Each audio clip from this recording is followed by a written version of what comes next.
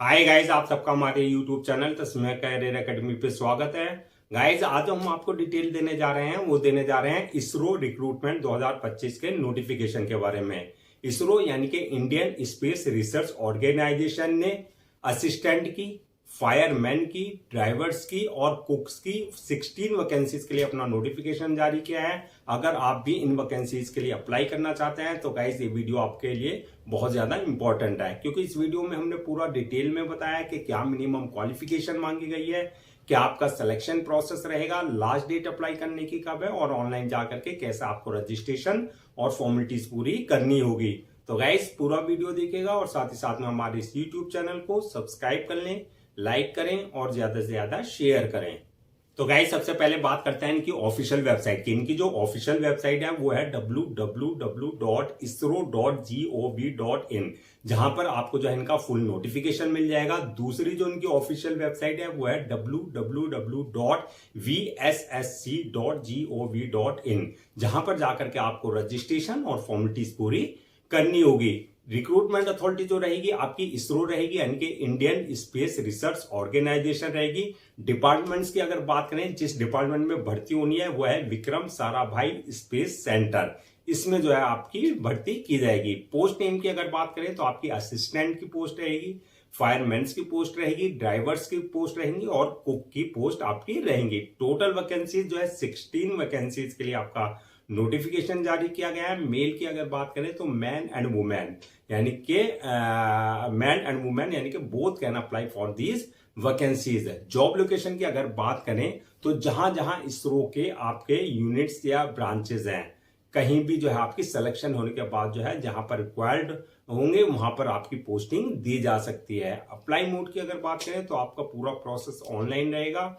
Offline किसी तरह का कोई कम्युनिकेशन या कॉरेस्पॉन्डेंस नहीं किया जाएगा। लास्ट डेट जो है अप्लाई करने की यानी कि रजिस्ट्रेशन की वो है आपका 15 अप्रैल 2025, यानी कि 15 अप्रैल 2025 से पहले पहले आपको उनकी ऑफिशियल वेबसाइट पे जाकर के जो है अपना रजिस्ट्रेशन और फॉर्मेलिटीज पूरी कर लेनी है। एग्जाम डेट की अगर बात करें, रिटर्न एग्जाम डेट की अभी कोई डेट अनाउंस नहीं की गई है। जल्दी ही इनकी ऑफिशियल वेबसाइट पे जो है एग्जाम डेट भी आपकी अनाउंस कर दी जाएगी। एडमिट कार्ड की अगर बात करें, यानी कि जो आपका एग्जाम डेट आएगी उससे एक हफ्ते पहले जो है आप अपना एडमिट कार्ड जो है इनकी ऑफिशियल वेबसाइट से जो है डाउनलोड कर सकते हैं। अब नेक्स्ट बात करते हैं कि आपका एप्लीकेशन फीस क्या रखी गई है। तो एप्लीकेशन फीस की अगर हम बात करें तो आप चाहे किसी भी कैटेगरी में है, चाहे आप जनरल में है, चाहे आप ओबीसी में है, चाहे आप ईडब्ल्यूएस में है, एससी एसटी, सबके लिए जो है एप्लीकेशन फीस रखी गई है वो 500 रुपए रखी गई है। यानी कि 500 जो है आपको एप्लीकेशन फीस देनी पड़ेगी। और पेमेंट मोड की बात करें, यानी कि जो आपकी एप्लीकेशन फीस है वो आपको ऑनलाइन ही पेमेंट करना होगा। यानी कि at the time of registration आप अपने debit card, credit card, net banking, UPI या जो अदर्स मोड है वहां पेमेंट के, उसके थ्रू जो है आप अपनी एप्लीकेशन फीस जो है डिपॉजिट कर सकते हैं। अब नेक्स्ट बात करते हैं कि आपका एलिजिबिलिटी क्राइटेरिया क्या मांगा गया है, यानी कि क्या मिनिमम एजुकेशनल क्वालिफिकेशन मांगी गई है। तो इसमें क्वालिफिकेशन जो मांगी गई है वो आपकी पोस्ट वाइज वरीज करेगी, यानी कि अलग अलग पोस्ट के लिए अलग अलग क्वालिफिकेशन मांगी गई है। इसमें अगर आपने 10th class pass from recognised board से किया है तो आपके लिए भी जो है पोस्ट है। अगर आपने 12th क्लास पास किया है तो आपके लिए भी वैकेंसीज रखी गई हैं। और ग्रेजुएशन यानी कि bachelor degree in relevant subjects में अगर आपने किया हुआ है तो आपके लिए भी जो है वैकेंसीज रखी गई है। यानी कि 10th वालों के लिए भी ऑप्शन है, 12th वालों के लिए भी वैकेंसीज हैं और आपका बैचलर डिग्री वालों के लिए भी वैकेंसीज रखी गई हैं। इसके अलावा जो आपका हिंदी और English typing plus valid licence वगैरह आपके पास जो है ये सारी चीजें होनी चाहिए अपनी, यानी कि पोस्ट के हिसाब से। अब एज लिमिट की अगर बात करें तो मिनिमम 18 साल और मैक्सिमम 35 साल रखी गई है। यानी कि 18 और 35 के बीच में अगर आप हैं तो आप इन वैकेंसीज के लिए अप्लाई कर सकते हैं। एज रिलैक्सेशन एज पर गवर्नमेंट रूल्स एंड रेगुलेशन। जो रिजर्व कैटेगरीज हैं जैसे एससी है, एसटी है, ओबीसी है या जो अदर्स कास्ट है जिसमें जो है आपका रिजर्वेशन दिया जाता है एज पर गवर्नमेंट नॉर्म्स, उनको एज पर जो है एज रिलैक्सेशन दिया जाएगा।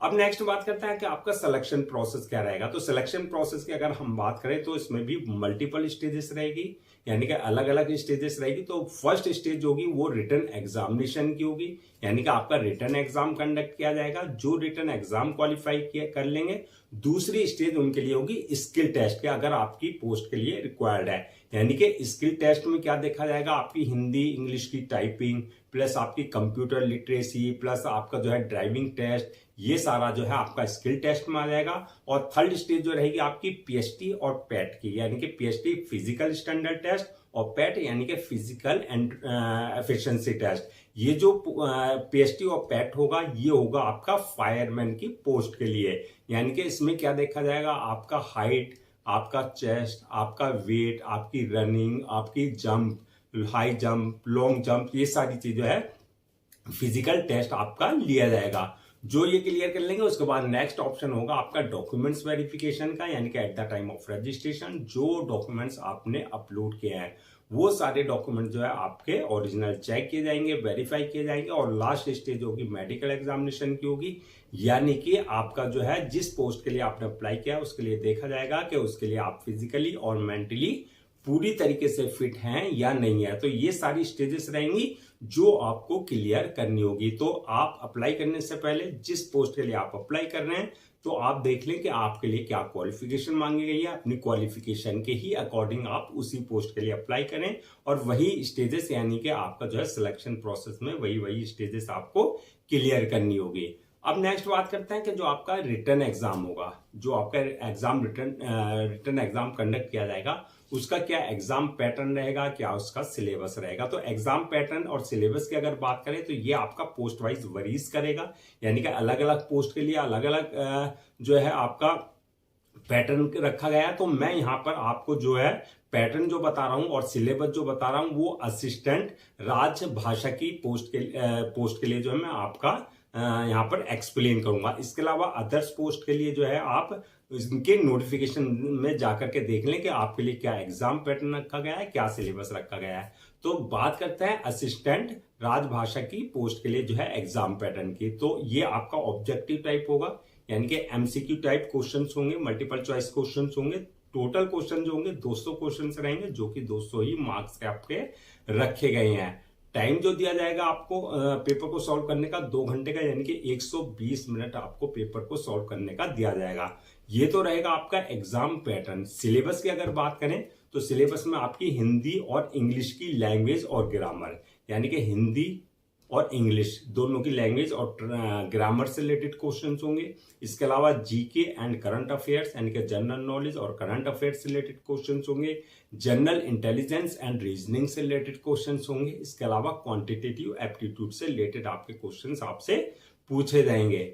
अब बात कर लेते हैं नेक्स्ट के आपका सैलरी एंड अलाउंसेस की। तो सैलरी एंड अलाउंसेस की अगर बात करें तो ये आपके पोस्ट वाइज वरीज करेगी। तो इसमें जो मिनिमम सैलरी होगी यानी कि स्टार्टिंग जो बेसिक पे रहेगी वो 19,900 से लेकर के आपकी 81,100 के बीच में रहेगी। यानी कि सिलेक्शन होने के बाद जो है आपका जैसे जैसे आपको एक्सपीरियंस हो जाएगा उसके अकॉर्डिंग आपका प्रमोशन और इंक्रीमेंट होता रहेगा।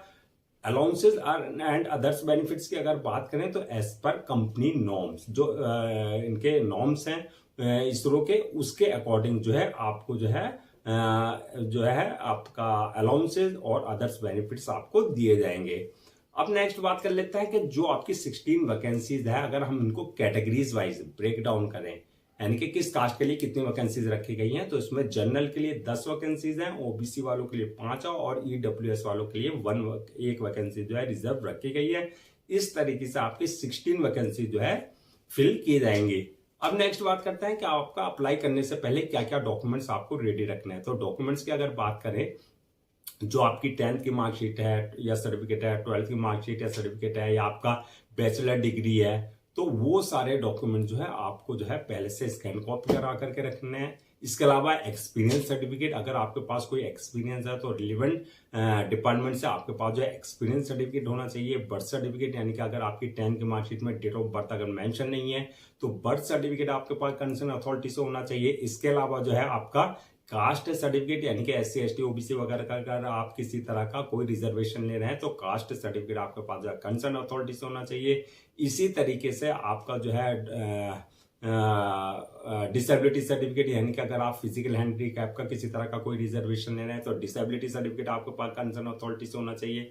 इसी तरीके से आपका जो है इनकम सर्टिफिकेट यानी कि EWS यानी कि इकोनॉमिकली वीकर सेक्शन का अगर आप किसी तरह का कोई रिजर्वेशन ले रहे हैं तो इनकम सर्टिफिकेट आपके पास जो है कंसर्न अथॉरिटी से होना चाहिए। इसके साथ साथ जो है पासपोर्ट साइज फोटो, सिग्नेचर वगैरह ये सारे डॉक्यूमेंट जो है आपके पहले से आपको स्कैन कॉपी करा करके रखने हैं। अब बात कर लेते हैं नेक्स्ट के आपका अप्लाई करने का क्या प्रोसीजर रहेगा। तो जैसे कि मैंने स्टार्टिंग में बताया था कि आपको कि आप पूरा जो प्रोसेस रहेगा वो ऑनलाइन रहेगा, ऑफलाइन किसी तरह का कोई कम्युनिकेशन और कॉरेस्पॉन्डेंस नहीं किया जाएगा। तो ऑनलाइन अप्लाई करने के लिए सबसे पहले आपको उनकी वेबसाइट www.vssc.gov.in पर विजिट करना है। जब आप वहां विजिट करेंगे उसके बाद जो होम पेज आएगा, सबसे पहले यहाँ पर इस बात का ध्यान देना है, अगर आपने इनके पोर्टल पर अपने आप को पहले से रजिस्टर्ड नहीं करा रखा है तो आपको न्यू रजिस्ट्रेशन पर जाकर के अपना personal details, valid email ID और मोबाइल नंबर से अपने आप को रजिस्टर करा लेना है। यानी कि जो वहां से आपको यूजर नेम और पासवर्ड जनरेट करना है, यानी कि जो आपके क्रेडेंशियल होंगे। और अगर ऑलरेडी आपने इनके पोर्टल पर अपने आप को पहले से रजिस्टर करा रखा है तो आपके पास यूजर नेम और पासवर्ड होगा यानी कि क्रेडेंशियल होंगे। उन्हीं क्रेडेंशियल से आपको लॉगिन करना है। जब आप लॉगिन करेंगे तो एप्लीकेशन फॉर्म आएगा, वहां पर आपको पूरी अपनी डिटेल्स फिल करनी होगी। वहां आपसे जो है आपका नाम, फादर नेम, मदर नेम, आपके डेट ऑफ बर्थ, आपके एकेडमिक क्वालिफिकेशन, आपका एक्सपीरियंस, आपके प्रोफेशनल क्वालिफिकेशन, जो भी रिक्वायर्ड वहां पे डिटेल्स है वो आपको बिल्कुल एक्यूरेट फिल करनी है। जब आप डिटेल्स फिल कर देंगे उसके बाद नेक्स्ट ऑप्शन आएगा अपलोड और डॉक्यूमेंट्स का, यानी कि जो आपके एकेडमिक सर्टिफिकेट्स है या प्रोफेशनल सर्टिफिकेट्स है, जो भी रिक्वायर्ड डॉक्यूमेंट्स है वो सारे डॉक्यूमेंट जो है आपको अपलोड करने हैं। इसके साथ साथ जो है पासपोर्ट साइज फोटो, सिग्नेचर वगैरह जो भी है वो सारे उनको आपको जो है उनके प्रेस्क्राइब्ड फॉर्मेट यानी कि जो डायमेंशन है, साइज है, उसके अकॉर्डिंग जो है आपको वहां अपलोड करने होंगे। डॉक्यूमेंट्स अपलोड करने के बाद जो है नेक्स्ट ऑप्शन आएगा आपका पेमेंट का, यानी कि जो आपकी एप्लीकेशन फीस है उसको आपको जो अपने debit card, credit card, net banking, UPI, IMPS या जो अदर्स मोड है या पेमेंट गेटवे है वहां पर जिसमें आप कंफर्टेबल हो उसके थ्रू जो आप अपनी एप्लीकेशन फीस जो है डिपॉजिट कर सकते हैं। एप्लीकेशन फीस डिपॉजिट करने के बाद जो है नेक्स्ट ऑप्शन आएगा आपके पास जो है फॉर्म को सबमिशन का, यानी कि अपलोड करने का। डॉक्यूमेंट फॉर्म को सबमिट करने से पहले जो है एक बार रिव्यू वाले ऑप्शन में जाकर के आप पूरा फॉर्म का रिव्यू कर लें, यानी कि जो फॉर्म आपने भरा है उसमें किसी तरह की कोई आपने मिस्टेक तो नहीं किया। अगर मिस्टेक किया है तो रिव्यू वाले ऑप्शन में जाकर के आप जो है करेक्शन कर सकते हैं। रिव्यू करने के बाद जो है फॉर्म को सबमिट कर दें और सबमिट करने के बाद जो है 1 या 2 कॉपी जो है उसकी प्रिंट आउट जरूर ले लें for your future reference, so that आपके पास जो है एक हार्ड कॉपी के रूप में जो है एक ऑफिशियली रिकॉर्ड आपके पास हो जाए। तो गाइस ये थी आपकी इंडियन स्पेस रिसर्च ऑर्गेनाइजेशन यानी कि इसरो रिक्रूटमेंट 2025 के नोटिफिकेशन की डिटेल्स। आई होप आपके सारे डाउट्स क्लियर हो गए होंगे। अगर अब भी आपको किसी तरह का कोई डाउट है या क्वेरी है या कंफ्यूजन है तो आप हमसे कमेंट सेक्शन में पूछ सकते हैं, हम उसका रिप्लाई जरूर देंगे। मैं एक बार फिर से आपको लास्ट डेट रिमाइंड करा देता हूं सो दैट आप उसे नोट डाउन कर लें। लास्ट डेट जो है अप्लाई करने की यानी कि रजिस्ट्रेशन की वह है 15 अप्रैल 2025। तो 15 अप्रैल 2025 से पहले पहले आपको उनकी ऑफिशियल वेबसाइट पर जाकर के अपना रजिस्ट्रेशन और जो है फॉर्मेलिटीज पूरी कर लेनी है। गाइज हम आपके लिए जितने भी गवर्नमेंट जॉब्स हैं या गवर्नमेंट एग्जाम्स हैं उससे रिलेटेड जितने अपडेट्स होते हैं उस पर वीडियोस लेकर के आते हैं। इसके साथ साथ जो है प्रॉपर कैरियर गाइडेंस पे आपके लिए वीडियोस लेकर के आते हैं। अगर आप भी चाहते हैं कि आपको प्रॉपर कैरियर गाइडेंस मिलती रहे, साथ ही साथ में आपको गवर्नमेंट जॉब्स और गवर्नमेंट एग्जाम्स के पूरे अपडेट्स मिलते रहे, तो आप लोगों से मेरी रिक्वेस्ट है आप हमारे इस यूट्यूब चैनल को सब्सक्राइब कर लें, लाइक करें और ज्यादा से ज्यादा शेयर करें।